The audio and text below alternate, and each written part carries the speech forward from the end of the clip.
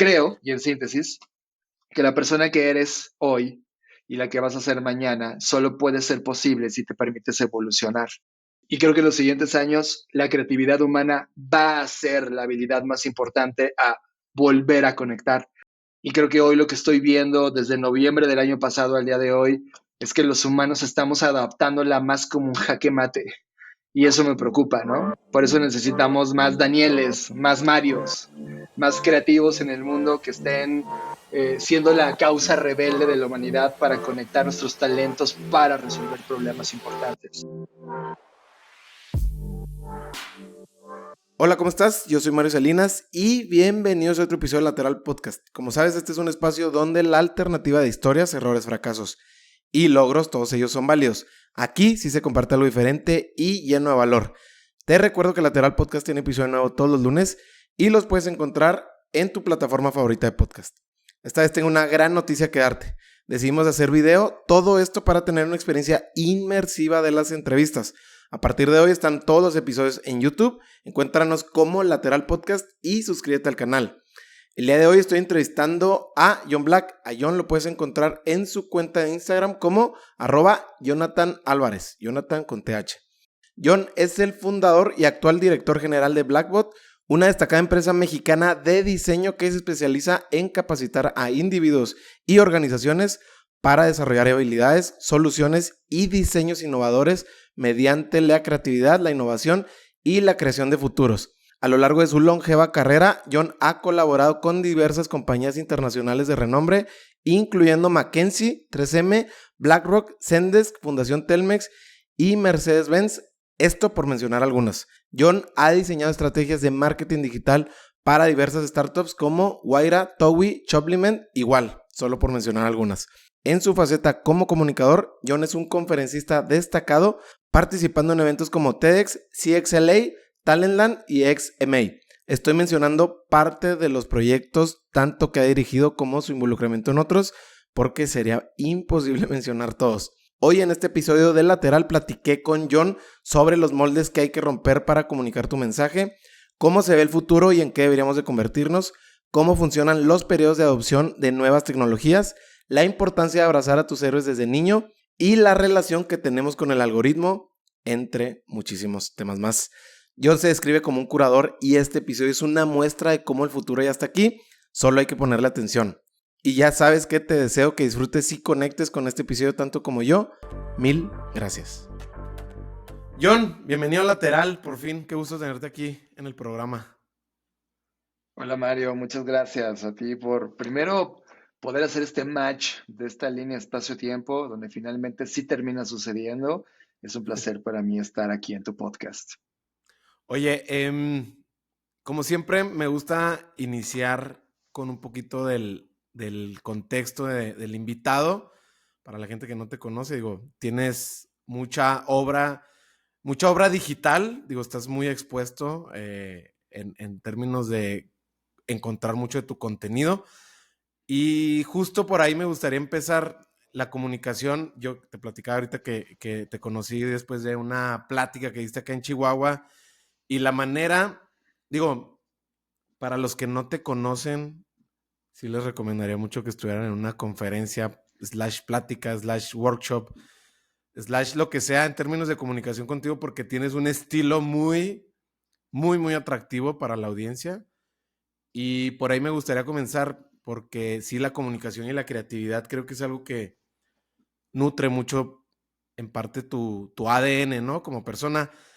Me gustaría saber no sé, en términos de infancia, adolescencia, cómo jugaban esos dos características en ti o cómo las fuiste entendiendo, sobre todo desde el lado, a lo mejor no sé si más lúdico, digo, porque ahorita pues tu core profesional se apalanca mucho de estas dos, pero me refiero al otro lado, a lo mejor lo más recreativo, lo más lúdico, cómo era para ti de chico. Muchos de los psicólogos dicen que los que nos dedicamos al mundo de la comunicación, el diseño o a transmitir contenidos, es porque en algún momento de nuestras vidas no tuvimos eso y se convirtió en un trauma. En mi vida particular, mi papá y mi mamá eran personas que tenían que trabajar para poder llevar el sustento de la familia en el día a día y la comida y lo que ocupábamos como un futuro mejor como familia. Así que ambos al salir a trabajar me dejaban con mi abuelita. Creo que muchos crecimos con abuelas o con personas cercanas de la familia. Y los abuelos, en este caso mi abuela, prácticamente no había niños con quien jugar, excepto cuando iba a la escuela, pero poco a poco me di cuenta que ese abandono, ese estar con una persona donde realmente no había mucho que comunicar, ni niños que jugar, empezaron a llenarme de un mundo en donde hacía falta conectar con alguien más. Sin embargo, mi imaginación siempre estuvo ahí. Creo que está rodeado de los libros que mis tíos, todos ellos universitarios y gente que se estaba graduando a nivel licenciatura, pues dejaban ese stock de libros que yo recurría a ellos y pude ver todo tipo de actividad humana, historia, política, economía, sociedad, diseño, arquitectura, etcétera. Y poco a poco iba teniendo mis preferidos. Entonces, desde muy niño, ese hueco de atención o de convivencia con alguien más fue llenado con contenidos que poco a poco fueron alimentando mi mundo y esa necesidad de hablar con alguien más. A la larga, me convirtió en un ser humano totalmente antisocial. No encajo en multitudes, no encajo en conversaciones, no encajo en situaciones normales de status quo donde pudieras relacionarte con alguien más. Por esos años, décadas donde era yo y yo mismo con mis ideas y la creatividad. Entonces creo que ahí nació esa necesidad por crear mi propio mundo y crearme de esas herramientas de conversación donde finalmente eran personas, mundos, historias que imaginaba. Y la creatividad jugó un papel importante en toda esa faceta.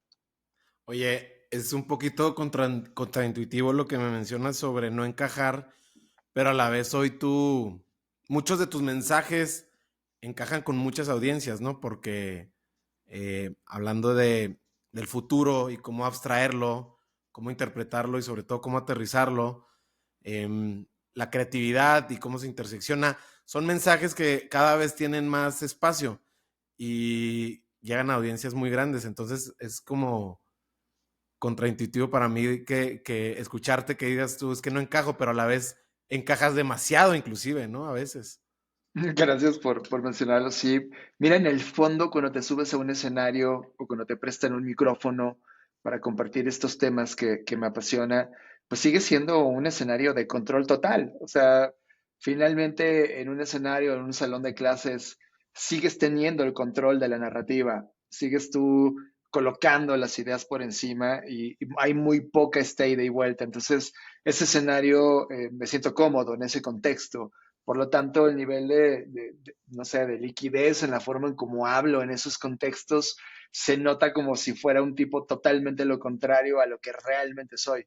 Un tipo solo, apartado, disasociado del status quo, aunque en el escenario pareciera todo lo contrario. Oye, John, a ver, tienes mucha experiencia también como docente, impartiendo cátedras en distintas universidades y dando pláticas, bueno, se nota tu dominio de tu mensaje, ¿no? Me gustaría saber eh, ese estilo, si lo pudiéramos, para la gente que no ha estado en alguna de tus pláticas, en alguna de tus clases, si lo pudiéramos compartir, cómo lo entiendes tú y sobre todo, después de eso, cómo fuiste armando el rompecabezas de ese estilo de cómo te comunicas ante un público. No, digo, ya, ahorita yo no estoy hablando de tamaños de público, porque seguramente han sido grandes audiencias, después salones de clases, pero me gustaría saber mucho, meterme a entenderlo, porque la verdad es que es digno de aprender de eso, ¿no? Creo que todos estamos tratando de llenar espacios, sobre todo espacios en donde nosotros vemos una oportunidad por llenarlo mejor que la oferta actual. Al Ya. tener contacto con estos libros e historias cuando era niño, llegaba a los salones de clase de mis profesores y hacía preguntas incómodas, ¿no? Quizá porque estaba en otro nivel de lectura, quizá porque tenía acceso a estos contenidos, y eso era conflictivo porque de cara a lo que se enseñaba en los salones de clase o de cara al compromiso que tuvieron mis profesores, pues no estaba por fuera del rango del status quo normal, ¿no? ¿Recuerdas algún ejemplo de así preguntas incómodas? Algo que dijeras tú, güey, sí estoy muy incómodo aquí ya con el salón de clases o con mi maestro en Sí, turno. desde problemas de sexualidad y reproducción humana en muy tempranas edades, hasta en temas de licenciatura cuando entré a la UNAM, de cuando Internet estaba naciendo en aquel entonces. Yo soy un tipo hoy de 42 años, entonces imagínate ese momento de Internet y su choque con la universidad. La universidad no consideraba Internet un medio o una plataforma seria, y entonces inclusive decían, esa plataforma, ¿qué? Nunca va a suceder nada importante, y yo lo veía como el inicio de una gran revolución de comunicación donde los humanos podríamos crear una infinidad de maneras. Ellos no lo veían de esa manera, entonces eh, se provocaron muchas disrupciones de conversación e incluso malos tratos y señalamientos muy equivocados, ¿no? Ante ese sesgo que yo veía de que los profesores tenían muy clara su forma de comunicar y transmitir, pues comenzaba a jugar con las herramientas que habíamos, y yo me imaginaba ir a un salón de clases que me retara, que me enseñara cosas audiovisuales, que me enseñara fuentes, que me dijera dónde podría entender más este tema si yo quisiera ese tema en particular. Entonces, poco a poco fui estructurando una cátedra que no viene en ningún libro de dar una cátedra. Creo que rompí todas las maneras de hacerlo. En el camino, evidentemente, me vetaron de muchas universidades por la forma en cómo la doy, pero en la actualidad, esa mezcla de audio, video, conversación, modelos, referencias, empieza a formar parte ya de un status quo. O sea, me estoy volviendo en parte de lo que hoy alguien de 15 años está esperando de una cátedra. Y creo que hoy a mis 42 se cajo muy bien en esa narrativa, pero ahora ante lo nuevo, ante las plataformas nuevas, ante la velocidad de la conversación, ante videos de 6 segundos o 20 segundos, ahí es donde tengo un serio complejo actual tema de resolver, porque no sé si la cátedra de una hora funcione cuando tu mensaje debe ser tan sencillo y práctico como un minuto. En eso estoy ahora viendo cuáles son los formatos adecuados. Oye, ¿y qué tanto de esa tendencia cuestionas, sobre todo para ti, de entender si realmente la quieres surfear o simplemente quieres que pase por el camino lateral, por así decirlo? En mi caso sigo siendo un explorador. Creo que por ahora el desafiar la conversación en términos de lo que debiera ser la academia o una clase o una transferencia de conocimiento sigue siendo una exploración pura. Entonces todavía tengo apetito, todavía me emociona cada vez que me siento a diseñar algo que puede ser transmitido. Entonces creo que seguiré experimentando hasta volverme viejo quizá, y algunos de mis conceptos comiencen a no ser prácticos para dar paso a una nueva generación que sí lo logró resolver y conectar mejor que yo. Oye, John, a ver, platícame un poquito de tu comienzo, ya hablando un poquito, yéndonos hacia adelante. Decías que estudiaste en la UNAM y seguramente la parte educativa pues ha sido también algo a lo que le has dado mucha atención a lo largo de tu vida, pero ¿qué tan diferente se ve en esos tempranos veintes a lo que estás haciendo hoy? La forma en la que piensas, la forma en la que te comportas. Ahorita vamos a hablar también, digo, entiendo que mucho de tu estilo de vida se basa en ser un nómada digital. Antes de hablar de eso, me gustaría saber qué tan diferente se ve lo que en algún momento, como todos, ¿no? Tenemos alguna clase de expectativa de dónde queremos estar en cuánto tiempo, o al menos cómo nos queremos sentir al respecto. ¿Qué tan diferente se ve de tus comienzos a hoy, todo lo que has generado, todo lo que estás creando, hacia dónde lo estás llevando? ¿Cómo fue ese contraste?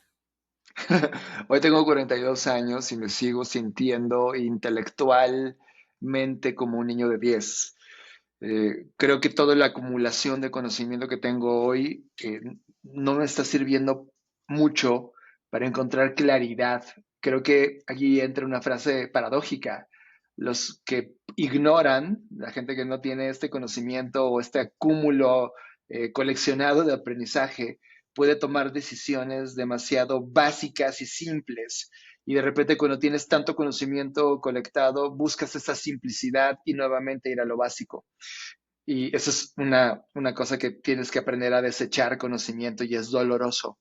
A los 20 años, en ese momento, bajo los ideales de lo que buscaba, que era un futuro en el mundo de la comunicación, a mí me encanta la radio, me encantan las revistas, me encanta el cine, soy fan de los videojuegos, todo lo que sea comunicar era algo que en ese instante me apasionaba, me sigue apasionando.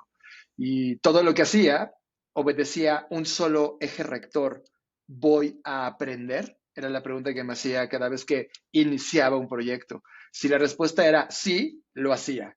Con el tiempo me doy cuenta que el voy a aprender no era suficiente y lo meto con un poco de, oye, esto me apasiona. Entonces ya eran dos bases. Me apasiona y voy a aprender, y todo lo que era así lo hacía, hasta que finalmente a finales de mis 20 entró la ecuación dinero, que era, a ver, voy a ganar dinero, me apasiona y voy a aprender. Si las tres eran sí, entonces la hacía.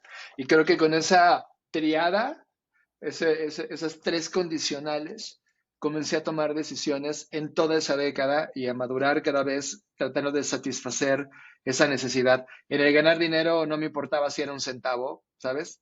Con que hubiera un centavo o un peso valía lo suficiente como para decir sí estaba ganando algo de dinero, porque no me interesó nunca el dinero en particular a lo largo de mi vida. Creo que el dinero es una consecuencia de hacer y conectar correctamente las cosas, y luego recuperas toda esa emoción, energía que has invertido. Pero en ese momento, en esa década, esa era mi tríada perfecta para poder iniciar un proyecto o no. Oye, John, ahorita hablabas de lo doloroso que puede ser, bueno, no tanto el acumular información y utilizarla para tus fines creativos o inquietudes personales, pero por el otro lado dices que es muy doloroso de alguna manera depurarlo, si es que entendí correctamente.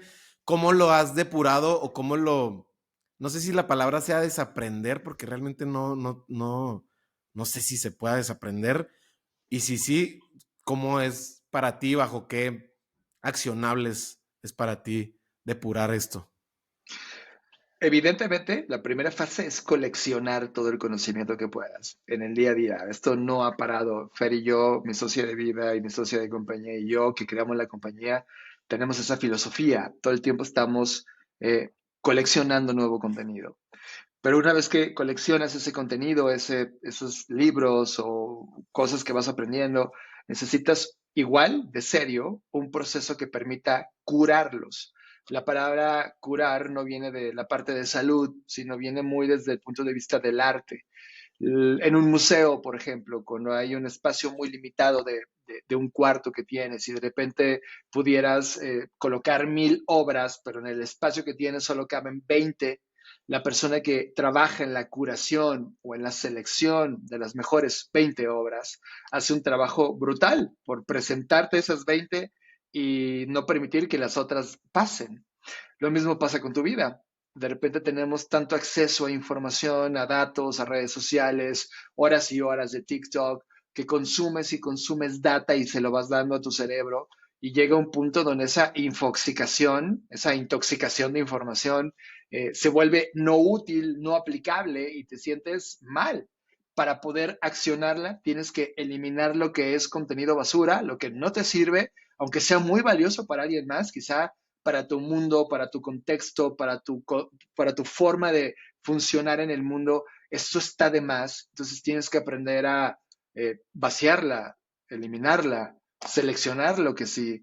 Ese proceso es doloroso porque en el camino van libros, va música, va videos de YouTube, va personas que conoces en el camino, que no hay este intercambio de valor y por lo tanto tienes que hacerte a un lado o hacerlos a un lado y siempre seleccionar lo que sí es útil, lo aplicable. Esa selección es dolorosa, porque hay cosas fascinantes que quieres coleccionar, pero tampoco tu mente te da para poder recordarlos el resto de tus días. Por lo tanto, te tienes que volver práctico, simple, accionable. A ver, dándole doble clic a esta idea que me compartes sobre lo útil que es para uno, que a pesar que dices tú, bueno, sí creo que es útil, pero a lo mejor no es útil para mí, y cómo desecharlo.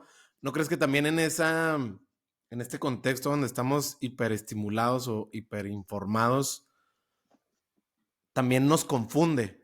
O sea, digo, no sé, yo te veo a ti, digo, si bien no tengo el gusto de conocerte ya en persona, en un plan más de cuates, pues veo que pareciera que siempre has sabido lo que quieres hacer y ser, sobre todo en el ser. Pero no sé si en algún momento va y viene o en algún momento se quedó muy estático esta confusión que puede provocar eh, estar tan informado en muchas ocasiones. Fíjate que le acabas de dar a un punto importante, creo que de todo ser humano, y cuando se da cuenta, potencias. El ser humano que eres tú es muy distinto al que fuiste hace 10 años o 20, o del que serás en los siguientes 5 o 10 días. Y la razón es porque todo el tiempo estás conectando cosas.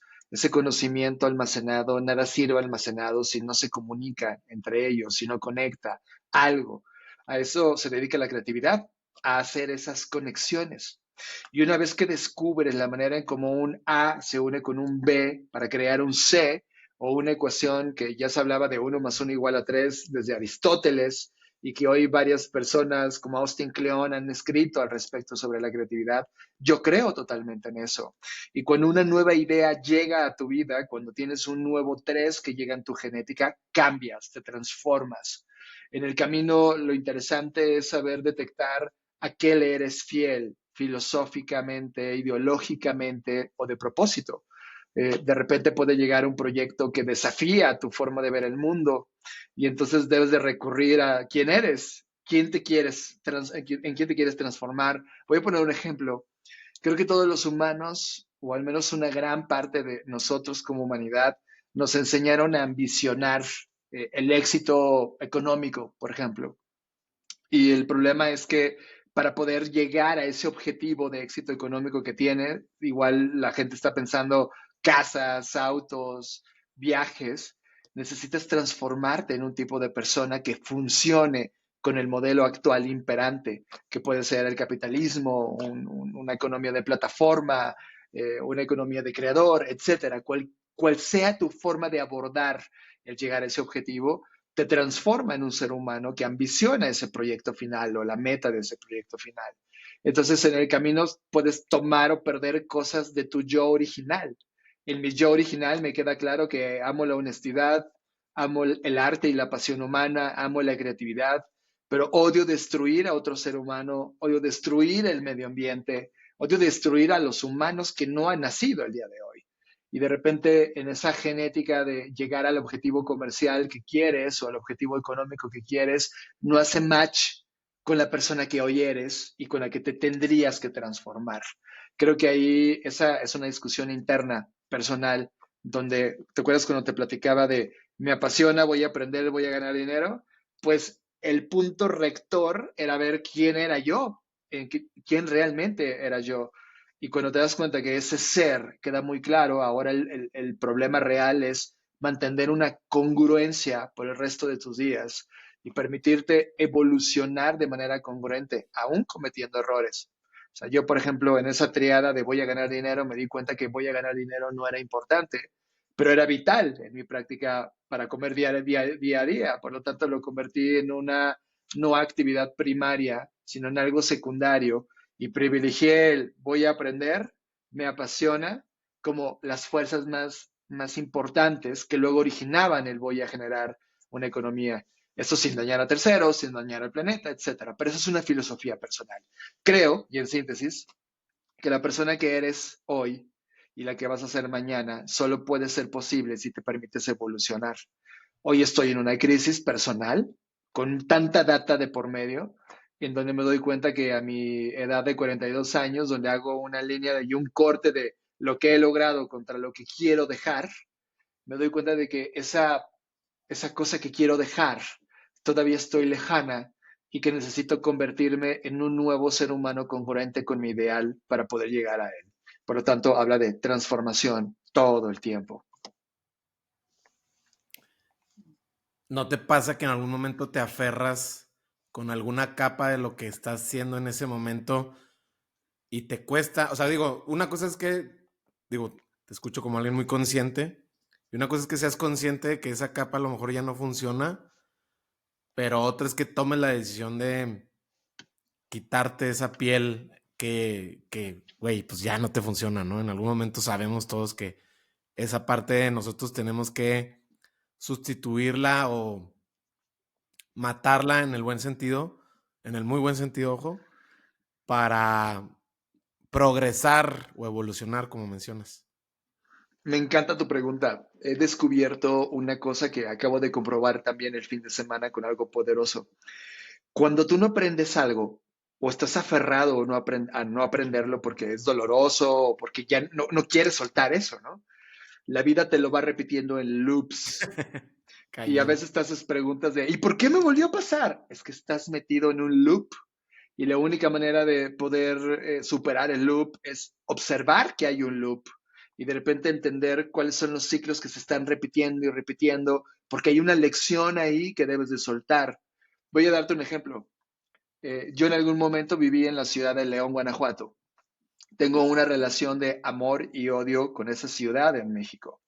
Y por alguna razón había caído en un loop de que cada vez que voy a León, Guanajuato, termino yendo por algún proyecto que tiene que ver con temas profesionales, una conferencia o algo educativo. Son básicamente las tres cosas que metían en ese loop. Y cuando daba ese contenido o terminaba colaborando, esa noche terminaba muy decepcionado de las reacciones y objetivos logrados. Y casi siempre terminaba yendo a un Carl Jr. Y casi siempre salía de Carl Jr. y había un circo que terminaba comprando un ticket para meterme al circo y perderme una hora y media en la magia del circo. No me había dado cuenta, pero ese loop ya lo venía haciendo en los últimos 8 o 9 años de mi vida y ya había ido a 3 o 4 veces distintos circos en distintos momentos, tratando de recordar o tratando de reconectar algo y entrando de nuevo a un nuevo loop. Este fin de semana me tocó ir a León a un tema de trabajo doble, donde terminé muy decepcionado, terminé comiendo en un Carl Jr., pero en este caso con Fernanda Rocha nos dimos cuenta del loop y al lado del Carl Jr. había un circo que acababa de ponerse. Entonces yo le dije, a Fer, vamos al circo. Y reflexionando, fue como, no, aquí hay un loop. Decidí no ir al circo y hubo algo mágico. Se rompió el loop, abrí un periódico local y de repente uno de mis artistas favoritos de Reino Unido estaba tocando por una sola noche, la primera vez que vino a México, en esa ciudad. Y entonces compramos un ticket, fuimos a verlo con nuestros mejores amigos, rompimos el loop, pude expulsar y romper esa cosa, pude desafiarme a mí mismo. Fue doloroso porque hablé con mis amigos temas muy duros de lo que me está pasando en términos de los objetivos que quiero alcanzar. Y rompí el loop y me vine con nuevos acuerdos y también con nuevas preguntas. Cuando rompes ese loop, entras en un terreno de avance, un terreno de exploración nuevamente. Y creo que lo que hacemos los humanos es que somos animales de costumbres. Nos gusta el territorio conocido, nos quedamos en él, romantizamos inclusive las cosas que nos salen mal porque las conocemos, porque las hemos visto en el loop. Así que creo que ahí hay un salto de fe, de miedo, pero al mismo tiempo de valor a la hora de que lo rompes. Y eso involucra entrar en nuevos proyectos, en nuevos alcances de tu vida, en nuevos libros que te desafían o en nuevas personas que dejas entrar.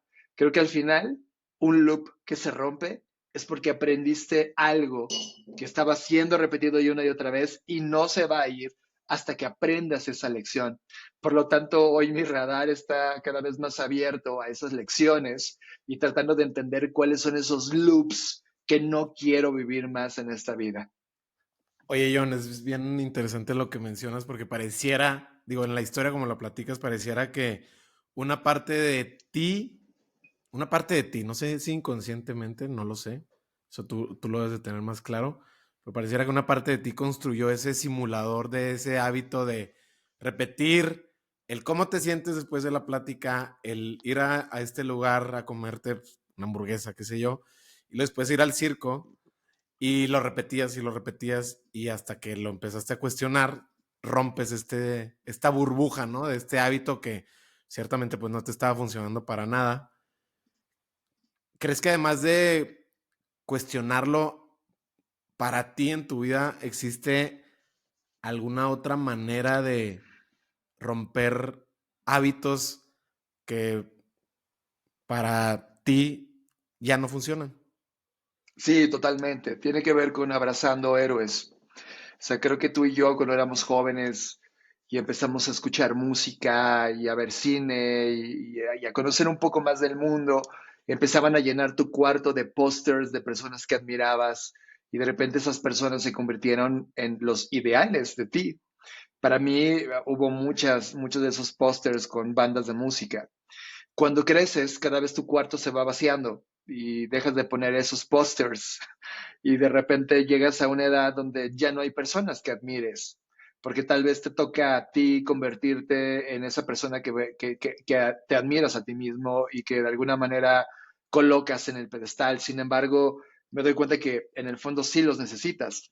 Para la gente que está escuchando el podcast no va a poder ver ahora algo que tengo en una libreta, pero son como mis personas ideales que estoy siguiendo el día de hoy, ¿no?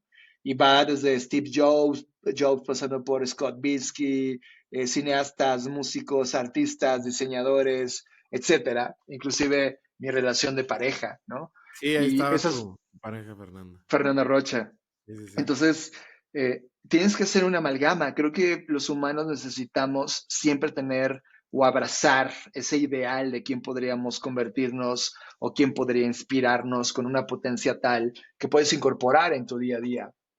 Como te decía al inicio, los humanos solemos llenar huecos todo el tiempo y de repente en un loop te ves atrapado porque llenaste el hueco con algo que te hacía te hacía sentir demasiado satisfecho. Hay gente que lo llena con alcohol, hay gente que lo llena con personas, hay gente que lo llena apostando, hay gente que lo llena viendo contenidos de Netflix.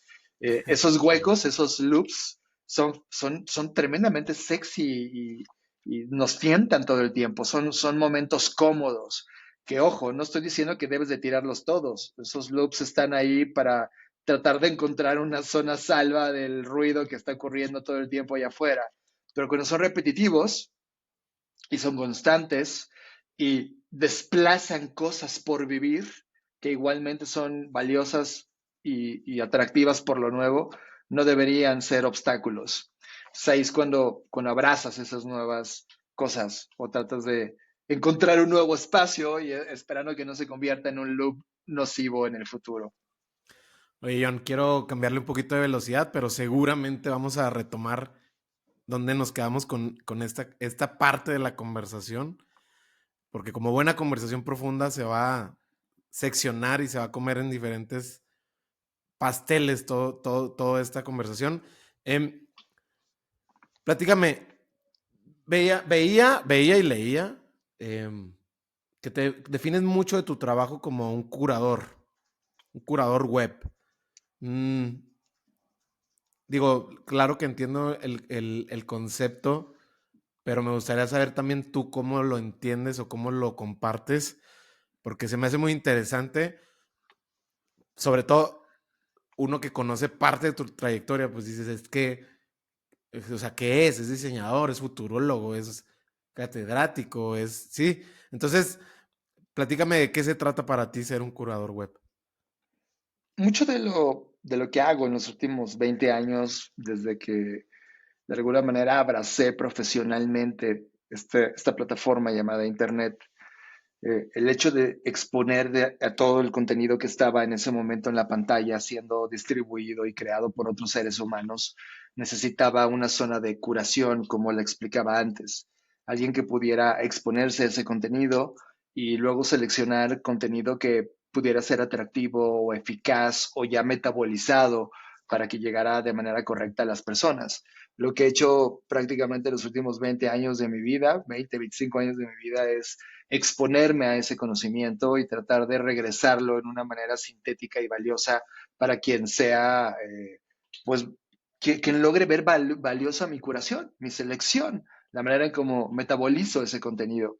El ser un curador web, de alguna manera, fue una descripción que quizá pensándolo bien ahora mismo no cumple el 100% de mi día a día porque ya no solamente se trata del web, sino de todo lo que está pasando en todo tipo de plataformas, incluidas las virtuales y las que vienen, y otros medios que no necesariamente son web, sino que son analógicos, como salir a la calle y detectar en la periferia una tendencia importante que puede ser algo inspirador para alguien más. Creo que debería ser solamente un curator, un curador a secas, Así que, y creo que con eso pudiera simplificar un poco más ese mensaje de qué significa este seleccionador que de alguna manera me he autodedicado, me he autoimpuesto como una actividad personal.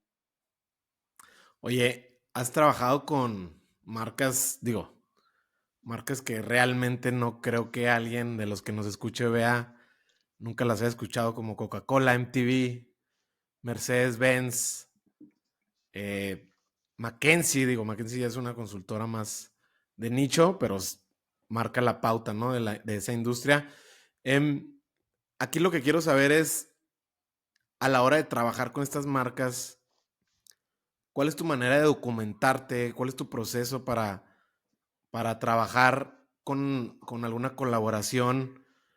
Porque no sé si cuando está en puerta o cuando sabes que vas a tener este proceso de tiempo definido, de alguna manera encausas mucho el contenido que quieras consumir en ese momento o cómo es para ti ese proceso que quizás sea el proceso creativo, lo que quiero saber de cómo trabajas en estos casos. Estudié comunicación y dentro de comunicación entiendes todos los fenómenos de ida y venida de datos o información que terminan en un contexto siendo valioso y comunicando algo para un ser humano. El salto evidente de los medios de comunicación hacia jugar con las marcas que utilizan a los medios de comunicación para provocar comportamientos o provocar o comunicarnos necesidades muy puntuales para seleccionar su producto o servicio, era algo que de alguna manera sale natural de alguien que estudió comunicación. Durante mis 20, en esa década de 20 y mediados de los 30, tuve acceso al marketing digital justamente con lo que estaba pasando en el mundo de Internet. Pudimos ver y entender, analizar, jugar, prototipar, crear un laboratorio para poder jugar con las marcas que estaban experimentando en ese nuevo medio llamado Internet. Y en ese camino prácticamente no hubo una sola marca con la que no quisiera jugar que nos permitió o nos abrió las puertas para dimensionar qué significaba ser online o digital. ¿Cuál era el trabajo en aquel entonces? Entender el medio, entender perfectamente bien quién estaba del otro lado de la persona. Creo que pasamos de una generación que solo consumía contenido a una generación que creaba contenido y eso disrumpió las reglas de juego para siempre. Vimos el nacimiento de las redes sociales, vimos este empoderamiento que hoy hay en los nichos de creación de contenido que comenzaron con los influencers y luego llegaron las celebrities y ahora ha llegado toda una economía de creador que cada vez madura más y más. Entonces, en esa conversación, las marcas estaban ávidas de poder responder una pregunta: ¿cómo entrar en ese nuevo mundo digital? ¿Cómo conectar? ¿Cómo transmitir? Y cada vez tuvieron que aprender más de que las marcas no eran este Dios que decía y imponía las reglas, sino que cada vez era una conversación de ida y vuelta, en donde no necesariamente la conversación iniciaba desde la marca, sino iniciaba desde el ser humano. Y en el camino prácticamente era un trabajo intelectual, brutalmente intelectual. Leíamos mucho de Marshall McLuhan y mucho de lo que se iba a convertir el Internet y estábamos muy metidos en el mundo de las startups y nos metíamos a los startup weekends para tratar de ver las herramientas, las plataformas, todo lo que iba desarrollándose desde una generación hambrienta por usar Internet y todo eso llevarlo al escenario de marca para que fuera parte de su territorio de conquista. En síntesis, Todas las marcas con las que jugué, te puedo decir que el 99% no me siento nada satisfecho. Aunque logramos todos los objetivos de consumo, hoy hacer que alguien consuma algo me parece tan fácil y banal. Por eso el mundo del marketing lo he abandonado desde hace una década. Me parece una práctica en donde los creativos estamos perdiendo el tiempo en lugar de poner foco en resolver problemas en términos creativos, en abrazar la innovación y llevar a la humanidad al siguiente nivel. El juego de venderle cosas me parece tan pequeño respecto al tamaño que hay allá afuera de retos, que por esa razón dejé el mundo del marketing y ahora estoy parado en un mundo de innovación y creatividad humana. Creo que hay tres fases en el desarrollo de maduración. La primera, en donde entendimos que éramos una sociedad de consumo y mucho del pensamiento actual de CX o Customer Experience está basado en consumo y experiencia, pero inevitablemente vamos a llegar a una zona de maduración en donde primero vamos a entender que no somos consumidores, somos humanos ante cualquier cosa y volcar nuestra experiencia, creatividad e innovación en términos de centralizar hacia la experiencia humana va a ser un salto importante hacia allá y luego llegar a una tercera donde los humanos no somos el animal más valioso del planeta y necesitamos movernos a un tema de vida, en donde life experience, la vida llevada en términos de no somos los únicos animales habitando este planeta, sino un ecosistema que tenemos que cuidar, nos puede llevar a un tema interesante de maduración como especie, si queremos sobrevivir. En eso estoy parado el día de hoy. Creo que jugar con las marcas me llevó a ese entendimiento y hoy jugar con los errores humanos en la vida que estamos viviendo contextualmente me está llevando a pensar ya no en presentes, sino en futuros. Y es donde pensar en los humanos que seremos en los siguientes 10, 20, 30 años o en los humanos que no han nacido empieza a ser un reto importante que ahora las marcas comienzan a preguntar y así como en su momento Internet era una pregunta interesante, un territorio de exploración, ahora es ese futuro, esa innovación, esa creatividad humana, un territorio de exploración para todas las compañías o marcas que empiezan a preocuparse genuinamente por contestar esa pregunta.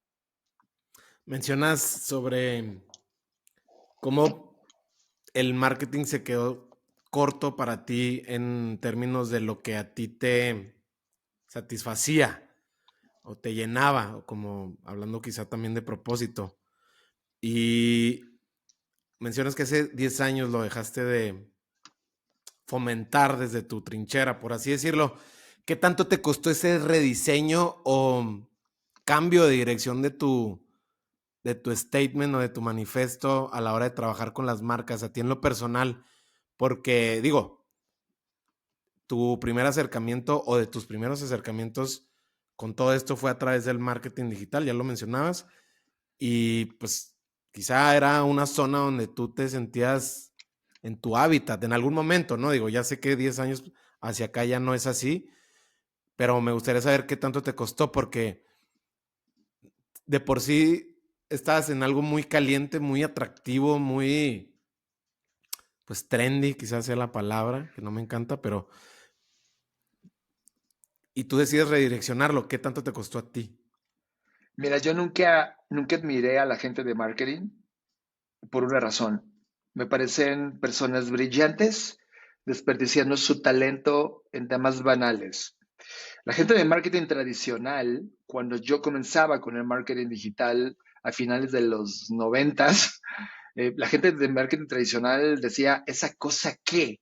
¿Qué? Exigía estudiar, exigía leer, exigía experimentar a una generación de personas que no experimentaba. Ellos abrazaron el spot de televisión, abrazaron el spot de radio, abrazaron el desplegado o el beatboard o lo que imprimías en revistas y ya, o sea, eran verdad, eran pequeños anaqueles que dominabas en menos de una semana y que ellos no permitieron evolucionar hacia cosas y crearon sus premios y se premiaban entre ellos y se abrazaban en clubes y crearon toda una generación ridículamente desperdiciada de creativos peleándose por un león dorado que Sí, era como el club jamás. del aplauso, ¿no?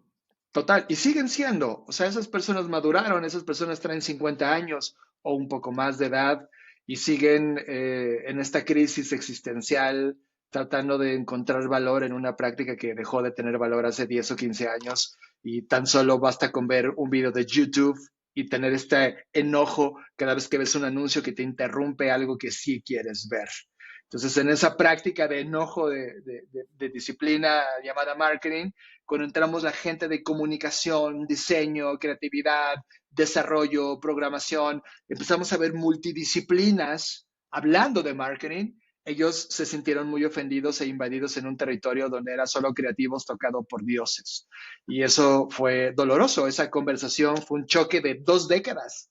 Es hasta apenas ahora, después de la pandemia, que la práctica de lo digital, ellos comienzan a dejarla entrar, ¿no? Y ahora ya, o sea, siempre dijimos que no había división. Había un humano del otro lado que quería mejores experiencias de comunicación y no, ese ser humano no dictaminaba análogo digital, para él era solo una conversación más en su dieta de medios y exposiciones. Entonces, ese primer choque fue dolorosísimo. Jamás el marketing tradicional validó a la gente que estaba metida en marketing digital. Hoy el marketing digital se ha borrado, o sea, la línea ya da igual, es comunicas y por supuesto que se ha vuelto en un punto fascinante para mí, porque ahora no solamente hay diseñadores, sino que ahora hay nuevos pensadores, hay psicólogos, hay antropólogos, hay sociólogos, hay mucha gente de negocios y de repente trae sentado en una toma de decisión a 15 o 20 perfiles distintos que hablan de una multidisciplina y eso me lleva a pensar en un momento de la humanidad exquisito, donde dejamos el punto de la especialidad, es decir, un humano especializado en hacer marketing o anuncios a través de la publicidad, ahora se tiene que convertir en una ida y vuelta o inclusive en un generalista que permite abordar un problema desde muchos campos y disciplinas y ciencias distintas. Y eso te hace o te provoca en términos humanos a que te conviertas en un nerd, en un freak, en un absoluto estudiante de todo. Para mí ya no hay gente que es experta.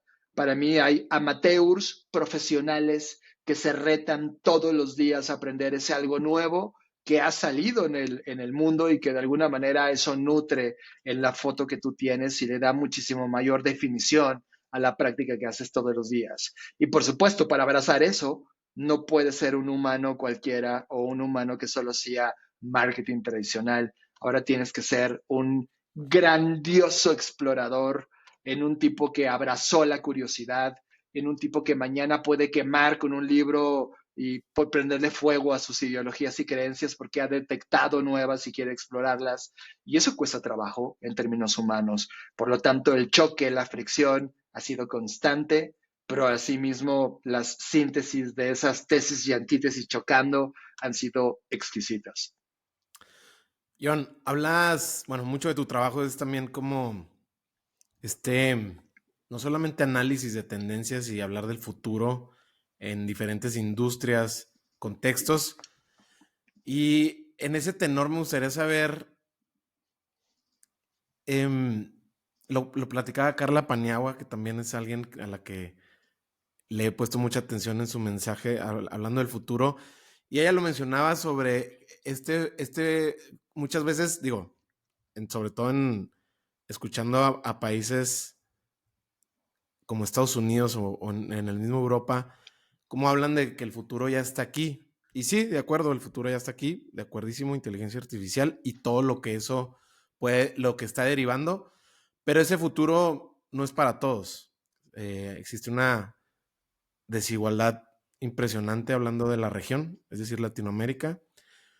¿Cómo piensas tú de esta brecha entre el futuro donde, pues sí, vemos ciudades como Tokio o el mismo Nueva York, pero pues nosotros situados en el contexto donde normalmente nos movemos, pues sabemos que el futuro no es para todos, ¿no? ¿Tú cómo piensas de eso? Yo sí pienso que es para todos. El tema son las líneas de tiempo en las que maduramos. Mira, cuando hablamos de IA y nos regresamos al pasado, podemos conectar cuál fue el camino desde que fue una ideología, un vistazo de ficción de alguien que Ficción. pensó que pasaría así. El condicional what if es interesante porque nos obliga a pensar escenarios que no habíamos pensado y que científicos dedican toda su vida para tratar de descubrir, encontrar una línea que nos permita materializar ese escenario. Hay gente que a través de la ficción o la ciencia ficción nos permite observar esos escenarios antes que nadie y poder esa imaginación colectiva convertirla en un presente, pero hoy la IA lleva más de 80 años de maduración en términos filosóficos y tecnológicos para llegar a hoy, de tal manera que alguien en el pasado pudo imaginar o ver estos futuros que hoy estamos viviendo.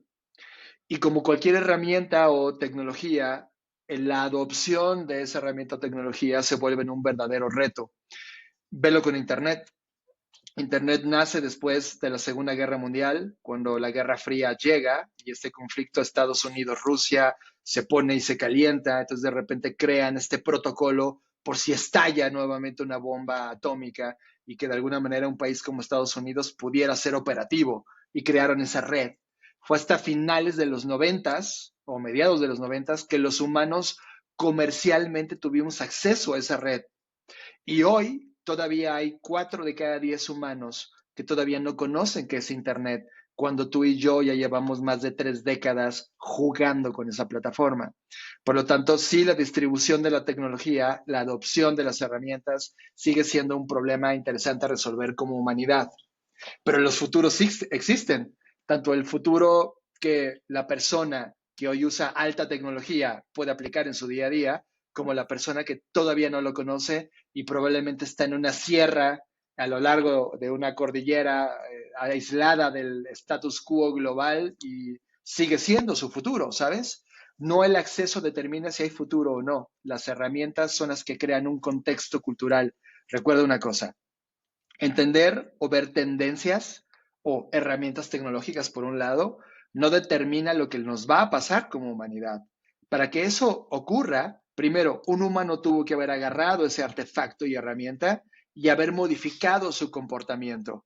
Y cuando modificas tu comportamiento y de repente comienza a convertirse en una práctica diaria de una persona, luego de un grupo, luego de una sociedad, probablemente estarás hablando de cultura. Entonces, creo que al final ese salto de tendencia, comportamiento a cultura es algo que tarda 2, 3, 4 décadas en permear. Para mí, y muy contrario al pensamiento de los futuristas, y ojo, yo soy una persona que desafía eso, para mí los futuros sí existen. Casi la práctica actual de los estudios del mañana, los estudios de futuro, parten de la premisa de que el futuro no existe, pero para mí sí lo es. He visto diseñadores, tecnólogos, creativos diseñar esos futuros. Hoy el Max Zuckerberg, el año pasado, el haber puesto de imagen como futuro, como un lugar para llegar llamada metaverso, es una imagen que él está viendo a 10 o 15 años.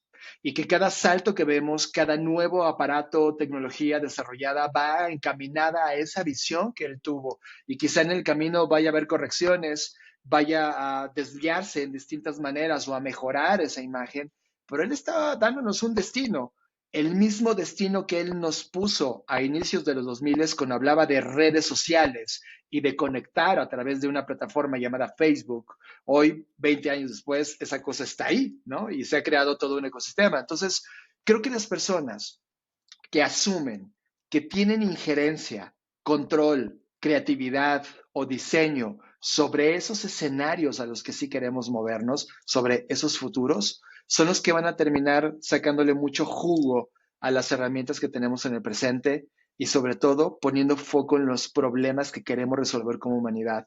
Porque tú y yo, lo queramos o no, Mario, en el 2035, tú y yo aspiramos a seguir aquí, a seguir siendo seres humanos vivos. Por lo tanto, ese futuro, Mario, sí existe, nos está esperando. Lo que tenemos que preguntarnos es, ¿con qué versión de ser humano quieres llegar a ese 2035?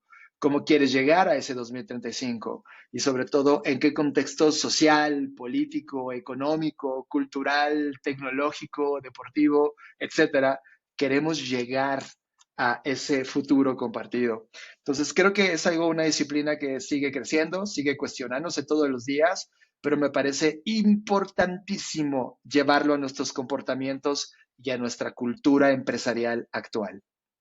A ver, aquí siendo más concreto de mi parte, Háblame, ¿cómo es el trabajo alrededor de cuando tú estás trabajando con una empresa, una compañía, una marca, en conceptos alrededor del futuro? Digo, yo aquí me imagino que muchas veces ha pasado mucho que esta preocupación que muchas veces tienen las empresas o las marcas de quedarse fuera de la conversación, como le pasó a casos muy conocidos como Blockbuster, Kodak, que son dos casos muy sonados, ya ni siquiera en el contexto de negocio, sino en el contexto cultural del mundo. Eh, Platícame un poquito de cómo es tu trabajo en ese análisis, interpretación y sobre todo en la ejecución para que una empresa que busca a Blackbot, que busca a John, diga, güey, lo que quiero es no volverme este elefante lento que ya no se va a poder mover en los próximos 20 años y que, no sé, me quede fuera del juego, por así decirlo. Gran ejemplo, ahí te va. Y voy a agarrar algo que es culturalmente cercano a todos los que están escuchándonos. En este país llamado México nos da mucho orgullo presumir dos bebidas muy importantes, el tequila y el mezcal. Ambas bebidas nos hacen sentir increíblemente bien porque son regionales, es decir, no pueden hacer mezcal y tequila fuera de nuestro país. Y nosotros como marca país han sido dos productos importantes que han sido explotados por múltiples compañías. Imagínate que una de esas compañías se acerca con nosotros y nos dice, John, me interesa como compañía seguir liderando la posición que tengo el día de hoy de cara a 2040. ¿Cómo me pueden ayudar? Primero, entender las señales que están ocurriendo en el presente. Hay señales débiles, señales fuertes, por supuesto tendencias y por supuesto todo el acumulado histórico de cómo esta planta se convierte en ese mezcal y en ese tequila. Y te das cuenta que en el presente nos estamos topando con dos comportamientos. Usuarios que ya no toman alcohol, pero les gusta el sabor del tequila. Es decir, gente que se quiere servir un tequila sin que le impacte o el alcohol o se vea comprometido con la resaca que da el alcohol ante un consumo excesivo. Y eso marca una tendencia del presente. Es cómo logras crear una nueva categoría de estos productos sin descuidar el sabor y el origen, pero sin el impacto nocivo del alcohol. Eso sería algo a atender, producto de un estudio que hicimos etnográfico de datos, de señales, que nos decía el mercado en un 20% está diciéndonos que quiere moverse hacia ese lugar y de repente, gracias a esas señales, hay una alteración del producto o creas una nueva categoría de producto para satisfacer esa necesidad. Pero también en los datos te das cuenta que el cambio climático de los últimos 30 años está afectando las zonas donde se siembran estos agaves o estas plantas para obtenerlo y que de cara a 2040 hay tres cosas que van a alterarlo todo. El estrés hídrico, es decir, cada vez menos agua.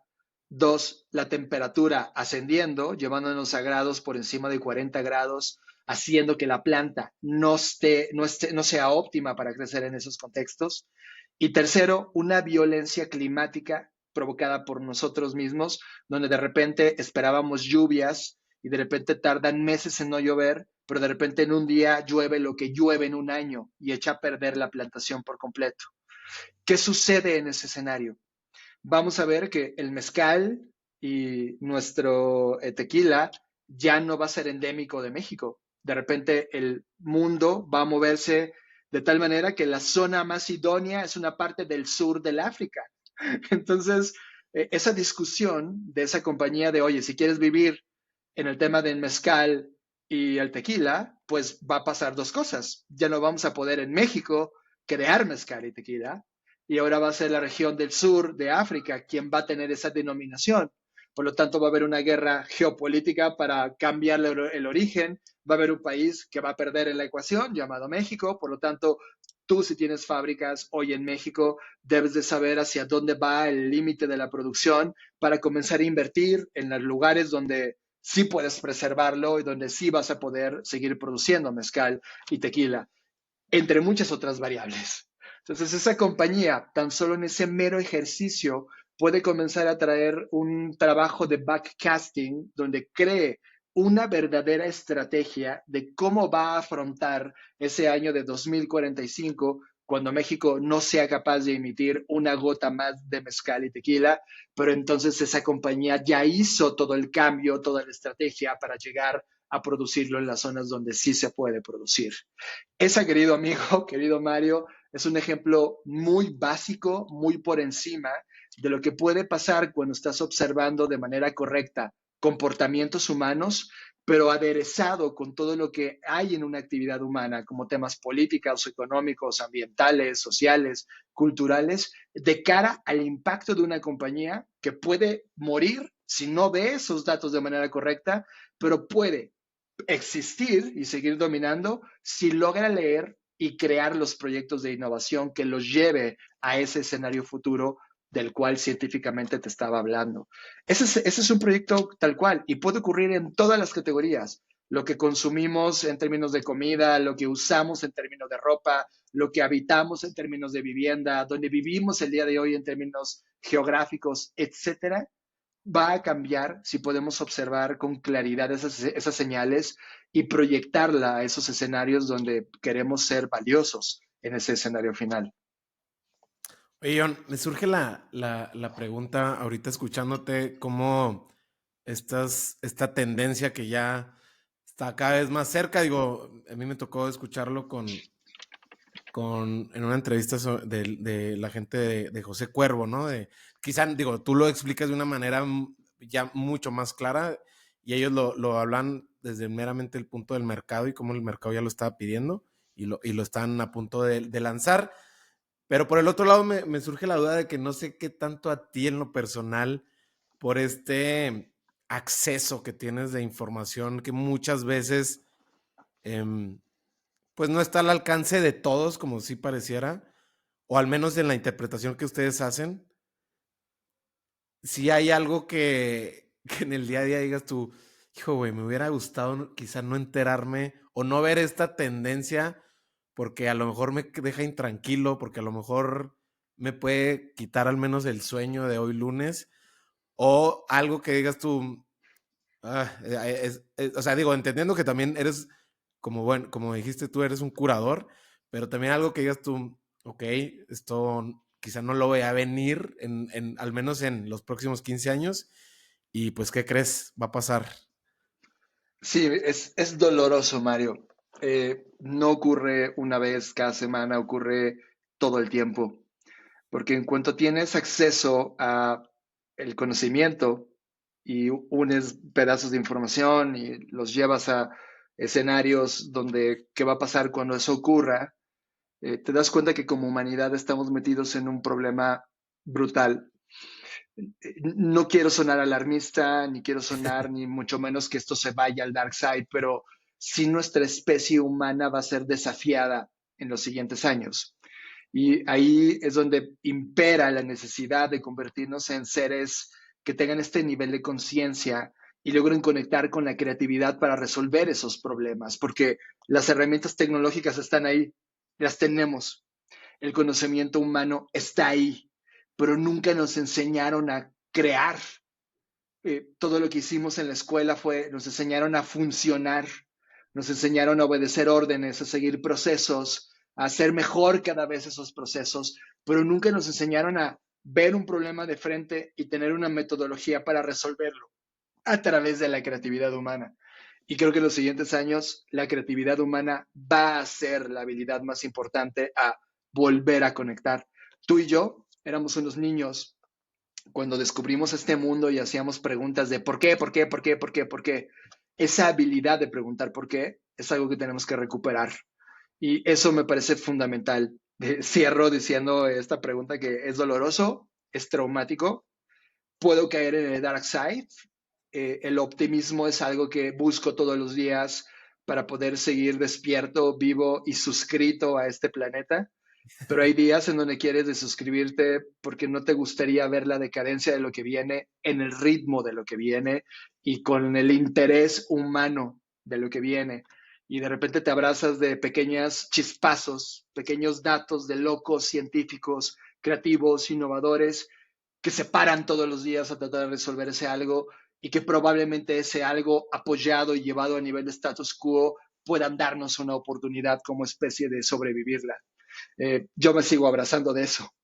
Como te digo, es doloroso, es pesimista, pero también así hay que saber curar, como tú lo mencionaste ahora, y saberte quedar con datos que te sirven y no que te nublen y te vuelvan este ente oscuro, negativo, que no aporta nada a los retos que ya tenemos. Sí, ya lo dice en su libro Bill Gates, ¿no? Que hablando del calentamiento global, él lo dice de una manera, pues, digo, teniendo los privilegios que tiene él, pues tiene acceso, ¿no? A mucha data que igual perturba seguramente. Y él menciona sobre la tarea, él lo menciona así, esta tarea que se viene va a ser la tarea más difícil para la humanidad y pues vamos tarde, ¿no? Entonces, vamos tarde, vamos muy tarde, por cierto. Y él lo menciona así. Y por el otro lado que menciona sobre la creatividad, digo, alguien que conoces bastante bien, entiendo, es a Daniel Granata, invitado también aquí de Lateral Podcast, que coincidieron en estas dos grandes cátedras hablando de creatividad acá en Chihuahua. Fue como que te conocí, John. Y él hablaba sobre la creatividad como el principio activo que va a ser el eje conductor de muchas problemáticas a resolver, que ya lo está haciendo, quizá nada más no lo hemos volteado a ver todos, pero cada vez está teniendo más atención y más foco, ¿no? Entonces, sí, me quedo mucho con lo que mencionas y pues sí, masticar la píldora del optimismo es un ejercicio diario, ¿no? Como mencionas. Sí, y creo que el caso de Dani y de muchas personas que vienen de ese mundo que ahorita he criticado, ¿no? Del mundo del marketing, son justamente esos navegantes que han salido exiliados de esa práctica per se y se dieron cuenta de que la práctica creativa, la práctica de conectar, la práctica de resolver, de crear hipótesis, de jugar con esas hipótesis en un laboratorio, se convierten en herramientas necesarias para el tiempo que estamos viviendo. Yo veo que, por ejemplo, la IA va a ser una aliada importante como herramienta, pero si nos perdemos en que la IA haga las cosas de pensar, es decir, la IA es alguien que puede copilotear tu vida, traerte datos, procesar cosas que te tomaban tiempo, pero si permites que una IA piense por ti, es un jaque mate. Y creo que hoy lo que estoy viendo desde noviembre del año pasado al día de hoy es que los humanos estamos adaptándola más como un jaque mate.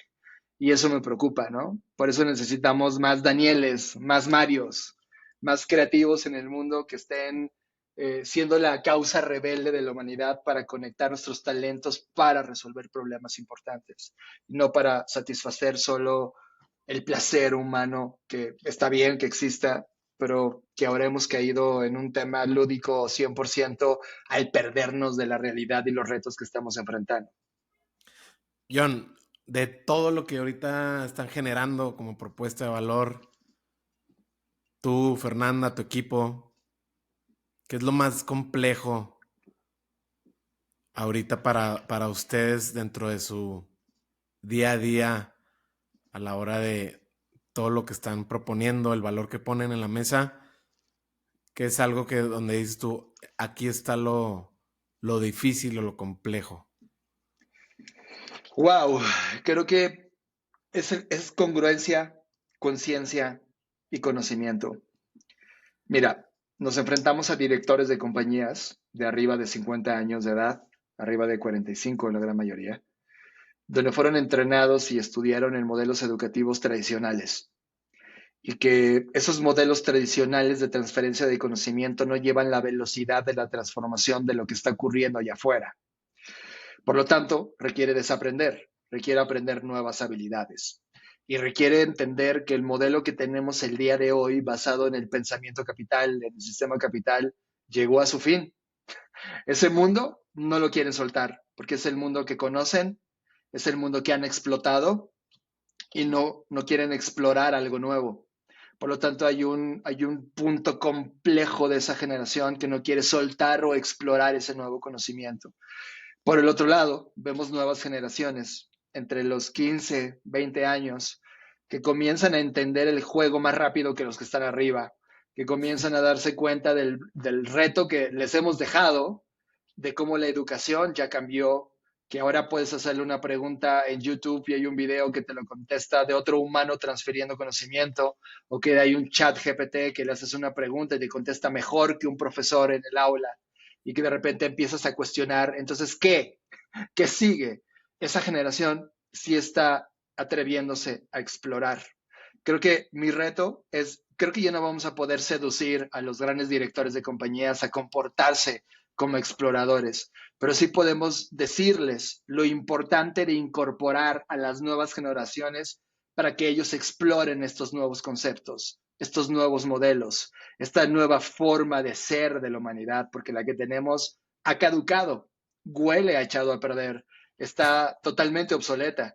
Creo que ese es el reto que me enfrento el día de hoy, convertir mi compañía, convertir mi fuerza creativa mía y de Fer y de todos quienes colaboramos en Blackbot en dar herramientas, en dar plataformas que permitan a esas nuevas generaciones usarlas y potenciarlas a una nueva versión, visión, camino que ellos estén escogiendo recorrer, porque el que mi generación les ha heredado y el que a su vez me heredaron a mi generación no es el camino correcto. Y creo que esa es mi responsabilidad actual dentro de Blackbot. Estamos totalmente enfocados en conectar esa creatividad humana, en transferir ese conocimiento antes de que sea demasiado tarde. ¿Tienes alguna pregunta clave a la hora tú de iniciar una relación de trabajo con alguna empresa que quiere prestarle atención al futuro y cómo, ya lo decía ahorita, ¿no? Cómo seguir siendo parte del juego, pero no solamente ser parte del juego, sino tener esta relevancia cultural que es la que ahorita muchas compañías anhelan.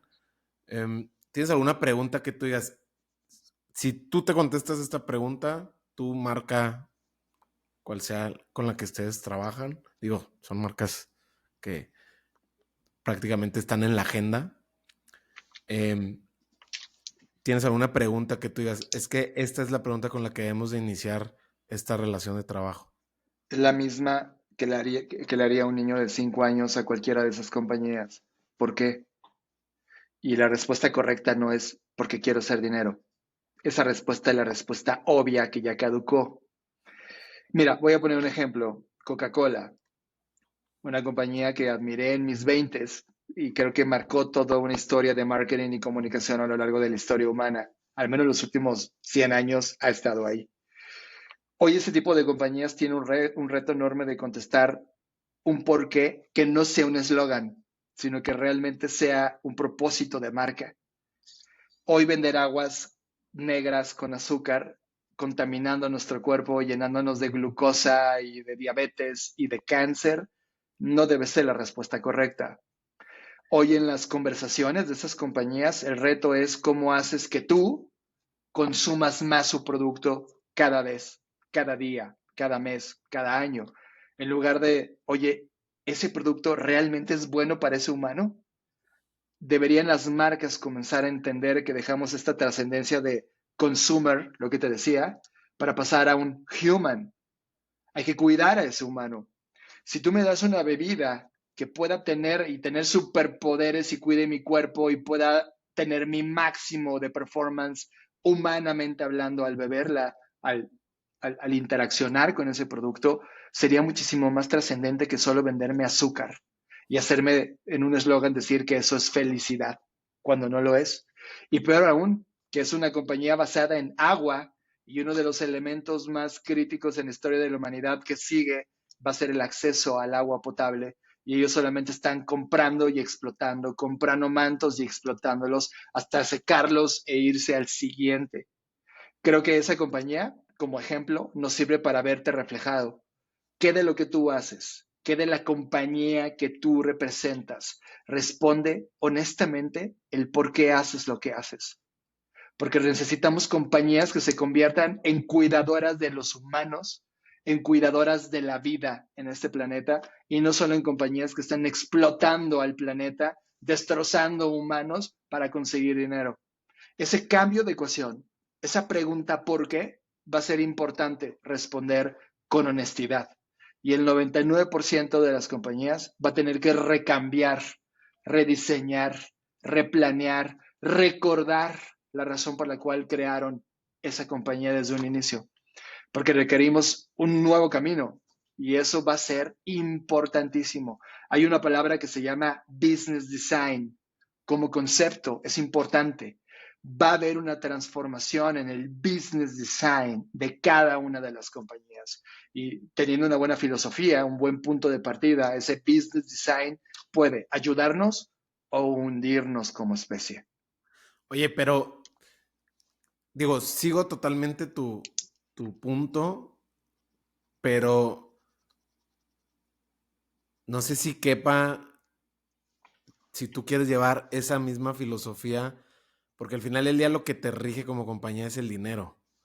Entonces, tendría que a lo mejor esa raíz cambiar. Digo, hay casos que no estoy muy enterado, al menos he conocido casos como la marca Patagonia, y de ahí en más creo que me quedaré corto, pero tú debes de conocer más, que realmente ellos, la marca nunca estuvo, su core business nunca fue alrededor del dinero como tal. Si bien sí eran negocio, pero se volvieron negocio para cumplir un propósito, un para qué.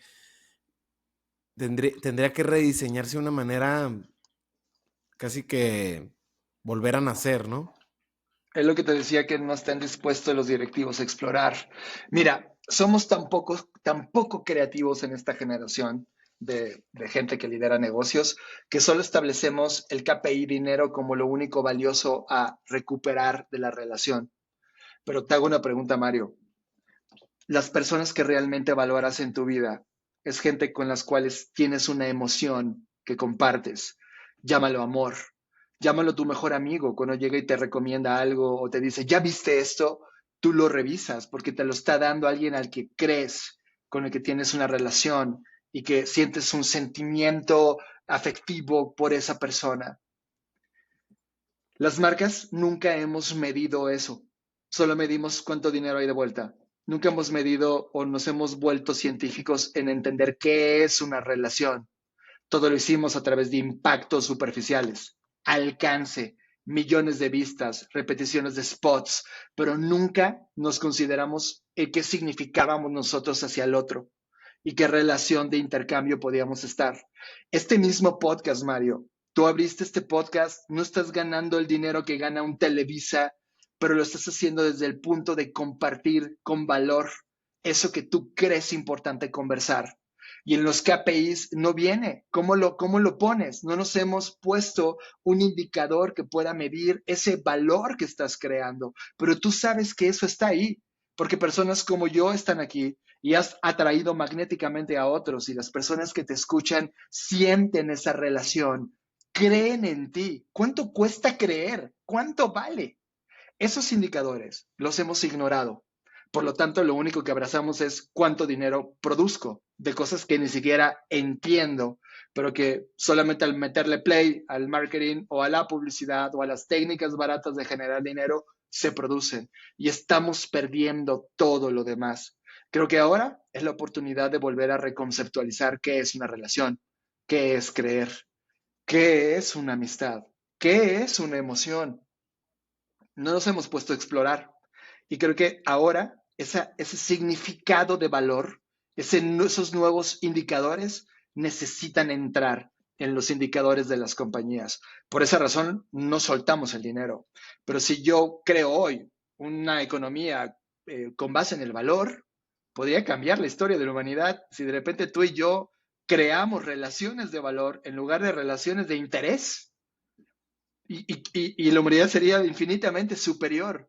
Es un salto evolutivo. Como todo en este planeta evoluciona y creo que ese mensaje, si hay un director de compañía escuchando este podcast y que le haga sentido el que solo el dinero no es suficiente, se siente hueco, no nos llena, tendremos que estar buscando las cosas que verdaderamente importan y emprender un viaje de exploración para tratar de capturar, entender y compartir ese descubrimiento.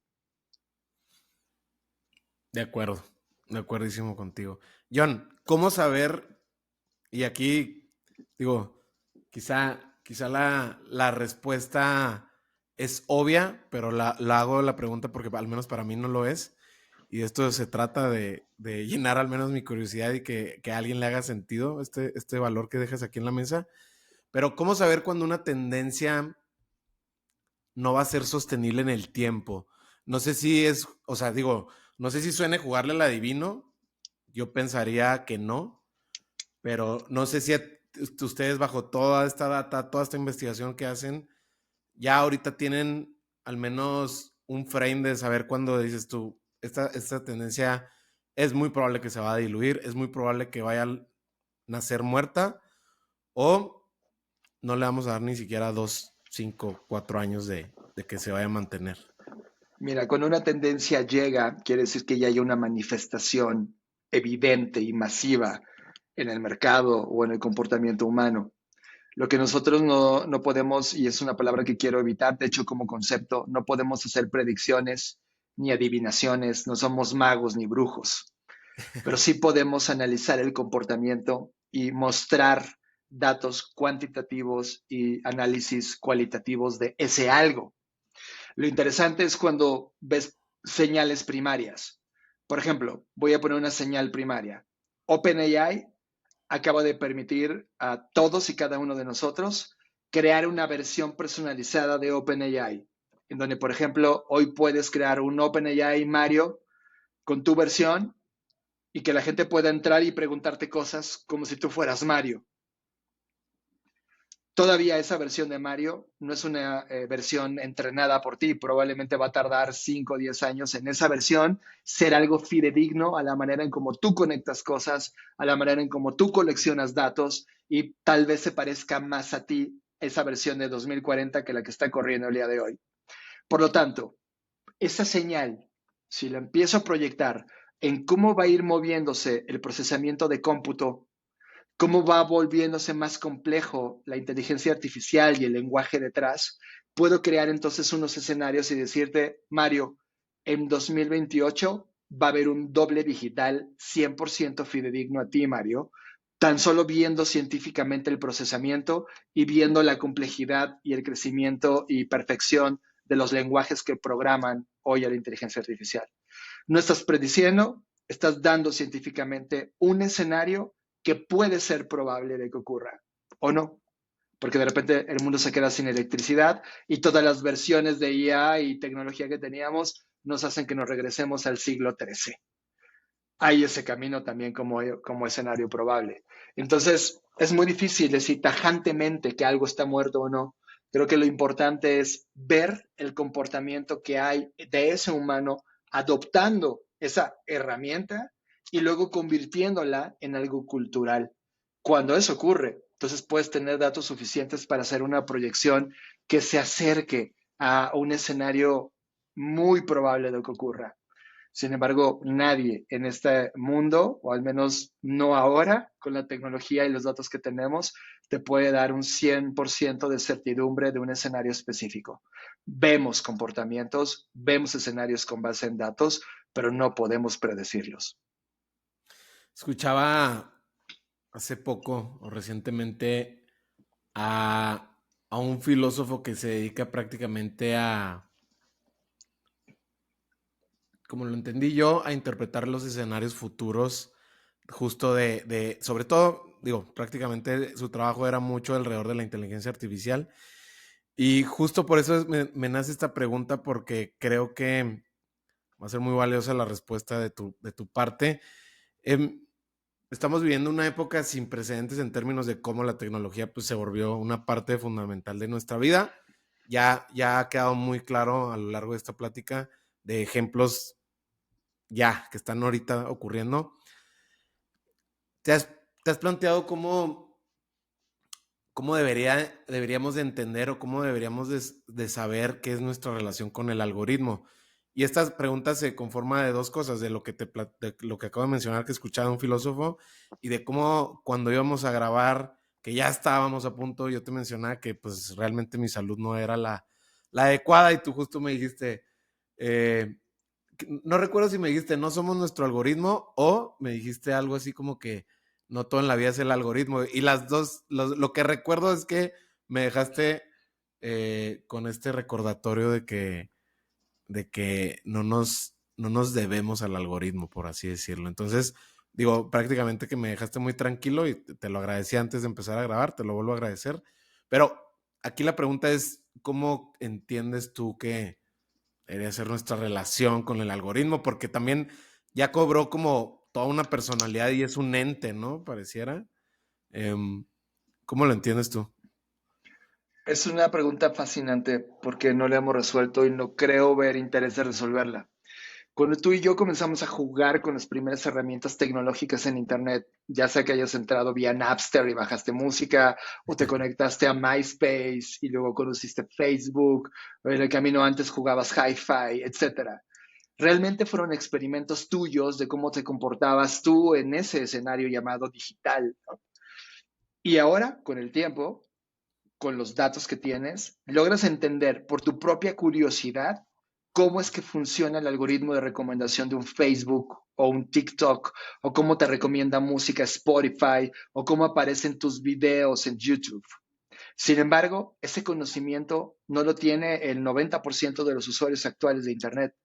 Es decir, ¿te acuerdas que hablábamos de herramientas y luego comportamiento y terminaba en cultura?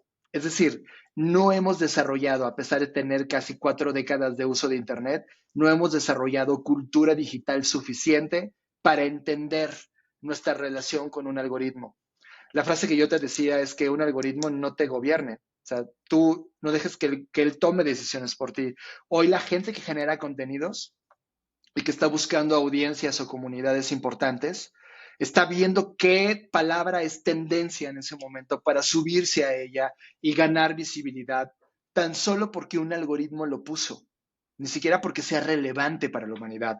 Si de repente hoy estamos hablando de alguien que se cayó de cabeza y fue chistoso para la humanidad, el algoritmo lo ve con masividad y eso te va a decir que es lo importante. Sin embargo, hoy lo importante es lo que estamos discutiendo hoy aquí.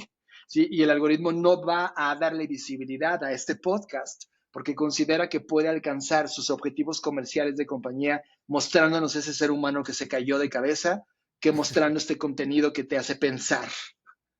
Entonces, querido, estamos ante un momento en donde las compañías más peligrosas son las compañías tecnológicas porque ellos pudieran revertir el beneficio del algoritmo para darnos contenidos de muchísimo valor, pero han dado prioridad a un algoritmo que solo privilegia la economía para ellos mismos, por lo tanto construida en alcance, masividad, clics, publicidad.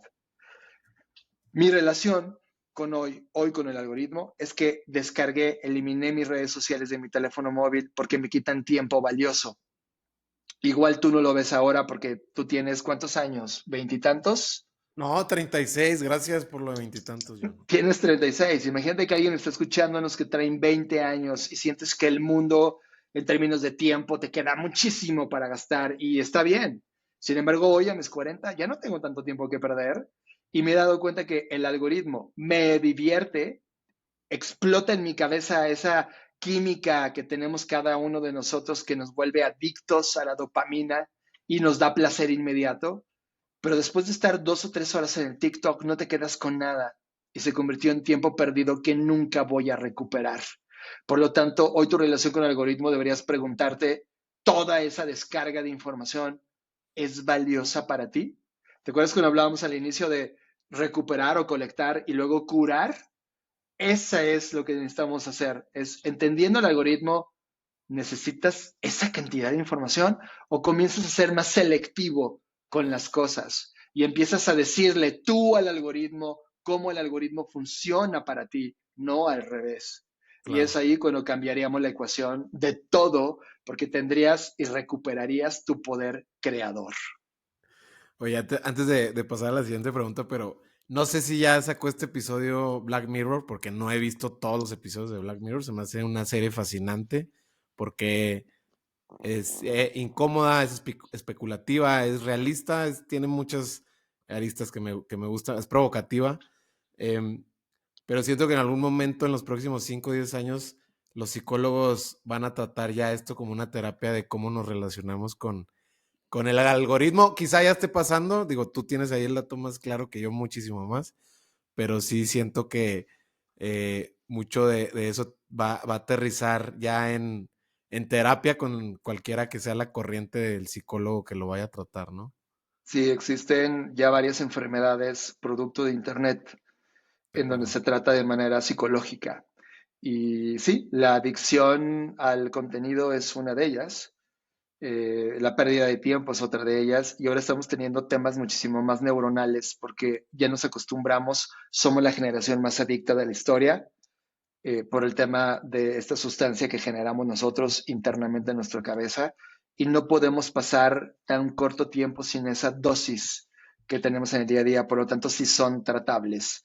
Y sí, han descompuesto a la humanidad como la conocemos y ahorita todavía estamos muy a tiempo de recuperarla de vuelta, Mario.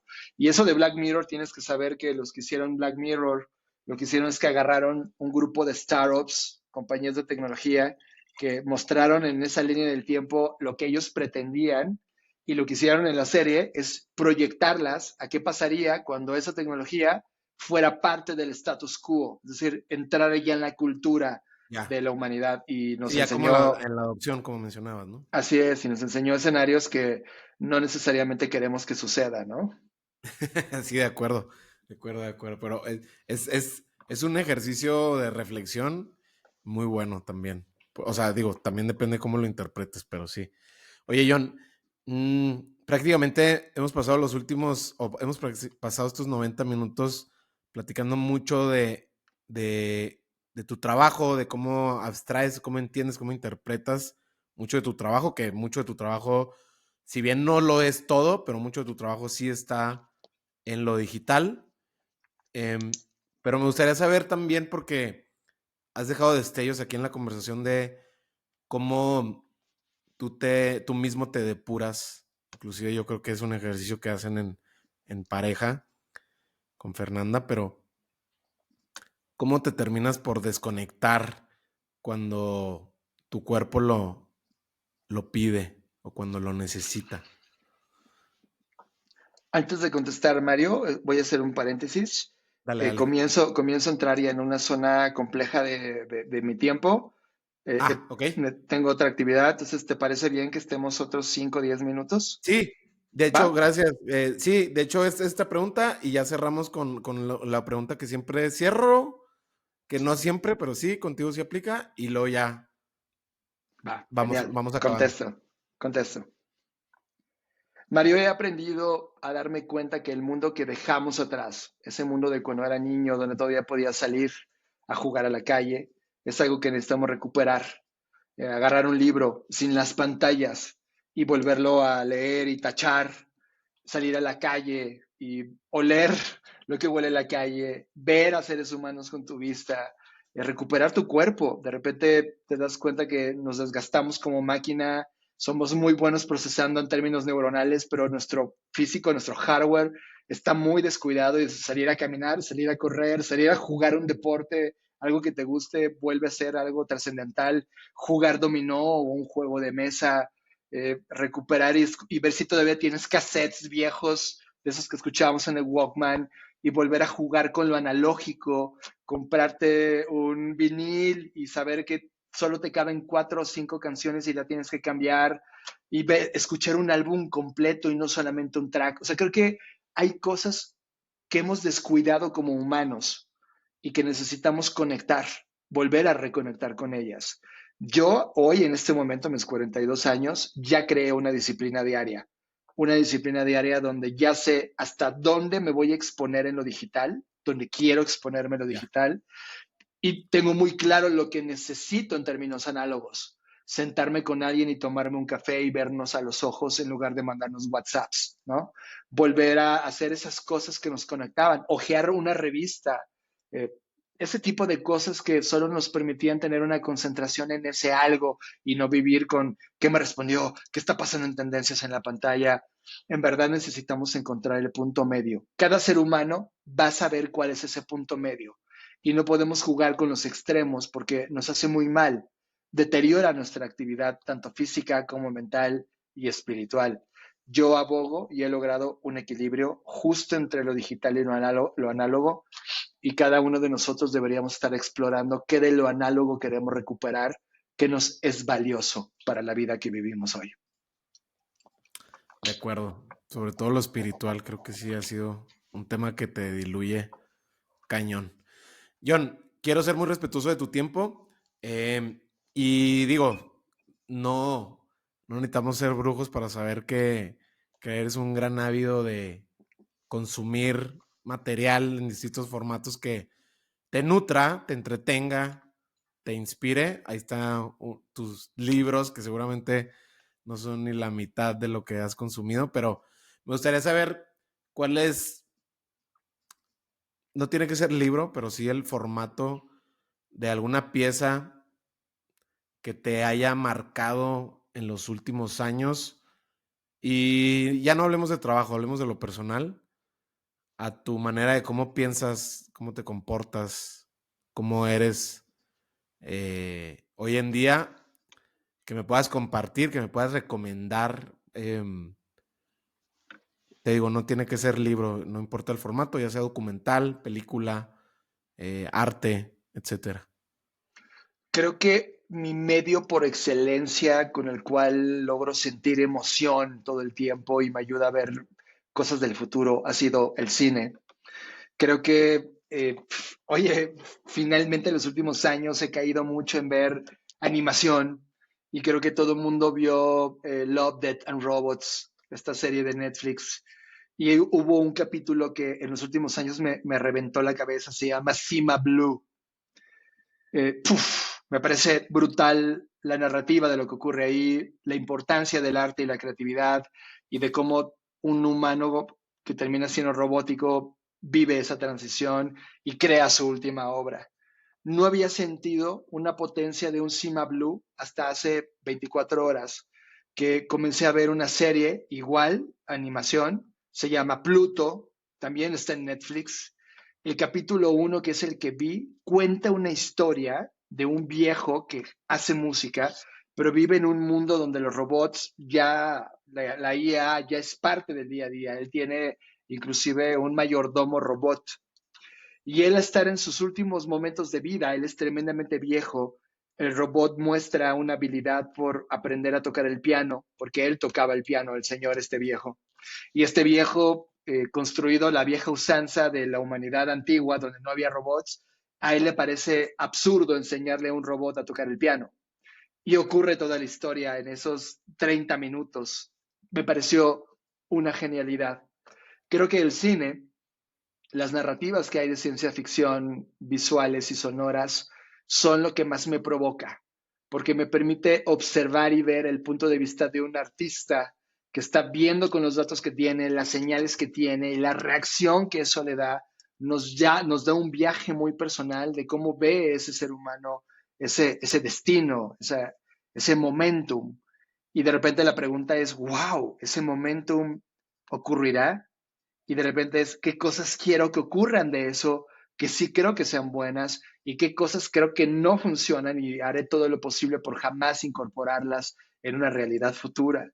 Me encantan esas narrativas. Por supuesto, leo mucho, veo muchas plataformas online, escucho muchos podcasts, por supuesto, salimos mucho a la calle, a los distintos lugares del mundo donde visitamos, vamos a museos, vemos mucho arte contemporáneo, nos metemos a conferencias, todo el tiempo estamos siendo estos amateurs oficiales y profesionales. Pero sí, definitivamente el cine, las narrativas de ciencia ficción son lo que más me han motivado y emocionado a lo largo de toda mi vida. John, por último, ¿algún proyecto que te esté emocionando en los próximos 12, 18 meses que sí puedas compartir aquí en Lateral? Dos proyectos. Uno que están invitados todos porque es un proyecto gratuito. Se llama FBS, Future Business and Strategy. Es un evento que hacemos cada 4 años, justo en el año bisiesto. Este día adicional que te permite ese año bisiesto, que es el 29 de febrero. Nosotros jugamos 28 y 29 de febrero para explorar los futuros. Y hacemos un evento que son una serie de conferencias con personas de distintas especialidades para explorar el futuro de la humanidad, el futuro del entretenimiento, el futuro del comercio, el futuro de los negocios, etcétera. Y son 2 días donde nos volamos y vemos esos futuros. Los invitamos, síganos y vean, no tiene costo, solo hay que conseguir el ticket y entrar y ya está. Se llama FBS y pueden seguir, me buscan en redes sociales como John Black o ven a Blackbot, que es mi compañía, que está en todo tipo de plataformas digitales, pueden ver un poco de cómo evoluciona ese proyecto. Y el segundo es un libro que le hace total justicia y congruencia a todo lo que he platicado el día de hoy, que se va a llamar Las 9 Ps, 9 Ps Business Design, que es una suerte de síntesis de cuál creemos Fernanda Rocha y yo que son las P's más importantes que nos van a llevar a explorar un nuevo diseño de negocios, donde propósito, persona y planeta son la base ideológica de estas 9 P's. 3 de estas P's son ellas, que nos permiten crear un sentido para poder crear una base de siguiente generación de compañías. Por supuesto, profit y performance es una parte importante, pero están ligadas a otras como proposition, que es todo lo que hacemos ya no de productos y servicios, o prospectiva, que es todo lo que hemos platicado de futuros, etcétera. Son 9 P's que sin duda nos parecen valiosas y que estamos escribiendo un libro gratuito que puedan descargar y que pueda servir de base o inspiración para las exploraciones de cada uno de ustedes. Igual en las notas del episodio voy a dejar tus cuentas para que la gente busque de estos dos proyectos que a mí ya los quiero tener y estar en estas pláticas el próximo año y leer este libro. Suena muy, muy interesante, muy atractivo. John, muchas gracias por tu tiempo. Se dio cuando se tenía que dar. Lo disfruté como niño. Espero y la hayas pasado igual de bien que yo. Y pues seguramente vamos a seguir sabiendo más de ustedes y todo su trabajo. Mario, es retador platicar contigo. Gracias por la profundidad. En muy pocos lugares nos permitimos ser profundos y agradezco que en tu podcast, sí, en verdad es un honor y como digo yo y de parte de todo mi equipo detrás de Blackbot, nos vemos en el futuro. Nos vemos en el futuro. Así va a ser, John. Un abrazo hasta Querétaro, que hoy te encuentras en Querétaro, mañana no sabemos dónde, pero un abrazo hasta Querétaro. Abrazo de vuelta. Y eso fue todo por hoy. Pues bueno, es impresionante conocer la visión de John y su abordaje a la hora de trabajar alrededor de tendencias, análisis y cómo interpretar el futuro. Sigan su trabajo si es algo a lo que ustedes le quieren poner atención. Yo ya lo hago y es algo que me vuela la cabeza. Si te gustó el episodio, ayúdanos a compartirlo con quien tú quieras vía WhatsApp. Te aseguro que te lo va a agradecer. Además, nos ayudas a crecer esta comunidad. También nos puedes seguir en Spotify para que no te pierdas ningún episodio. Por último, me encuentras en Instagram como Mario Salinas. Escríbele a Jonathan @Jonathan Álvarez y dile qué te pareció el episodio. No olvides etiquetarnos en tus historias con la frase, reflexión o aprendizaje que más te gustó. Nos vemos en el próximo episodio.